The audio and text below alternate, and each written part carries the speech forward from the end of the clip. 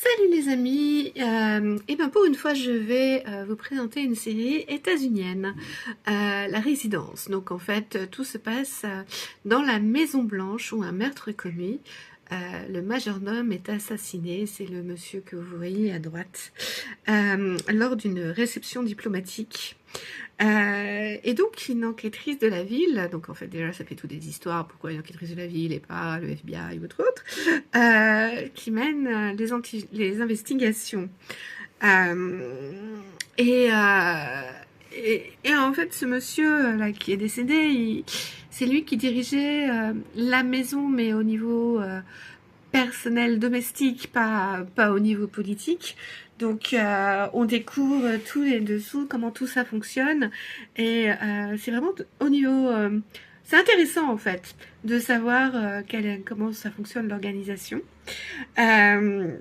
L'enquêtrice, on la voit pas là, c'est une afro-américaine avec un caractère bien trempé et très excentrique, un peu un personnage à l'Agatha Christie, enfin en tout cas la façon dont elle mène l'enquête, totalement atypique.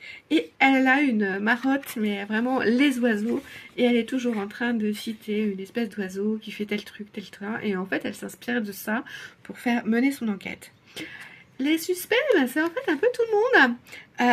Donc le personnel de la Maison Blanche au niveau, que gérait le majordome, la famille présidentielle, le staff politique, les invités, les invités qui en fait une délégation australienne, et c'est un petit peu visiblement tendu entre les deux pays, et donc il faut aller vraiment que ça se passe bien, et l'enquête bloque tout le monde toute une nuit dans la Maison Blanche, et on voit tous les caractères des personnages qui essayent de tirer la couverture à eux pour ceux qui veulent s'en aller, ceux qui coopèrent, ceux qui dénoncent plus ou moins gentiment les autres, ceux qui se protègent. Enfin bref, c'est assez intéressant de voir tout ça. Il y a beaucoup de situations loufoques. Bon, évidemment, un peu moins de sympa. Évidemment, il y a un meurtre. Mais il n'y a rien de glauque, en fait. On voit pas l'assassinat en lui-même. On n'est que dans les suppositions. J'ai beaucoup ri. Vraiment. Les personnages sont bien campés. C'est fait de manière très intelligente et je dirais pas légère, parce que bon, quand même, quelqu'un est mort. Mais voilà, il y a rien de glauque, rien de pesant. Voilà, on s'amuse malgré tout et on est vraiment surpris. Enfin, moi, à la fin, la personne, je me disais qu'effectivement, elle était un peu pénible, mais voilà, quoi, je n'imaginais pas que c'était elle qui l'avait fait. Donc, la détective a vraiment une personnalité particulière et une manière très personnelle de mener l'enquête qui déstabilise complètement même les professionnels comme les membres du FBI ou voilà, et donc personne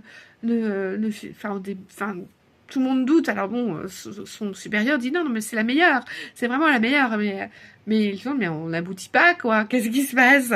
Elle a pas de coupable. Toutes les personnes, elle ne devra jamais dire quelqu'un que cette personne est suspecte. Elle dit que cette personne est intéressante. Donc voilà. Bon, c'est vraiment vraiment sympa. Et donc à la fin, quand le coupable est enfin découvert, voilà, on dit que vraiment ça a été le crime presque parfait, et ouais, parce que vraiment jusqu'à la fin la détective elle galère. Voilà, mais je pense que vous allez beaucoup aimer.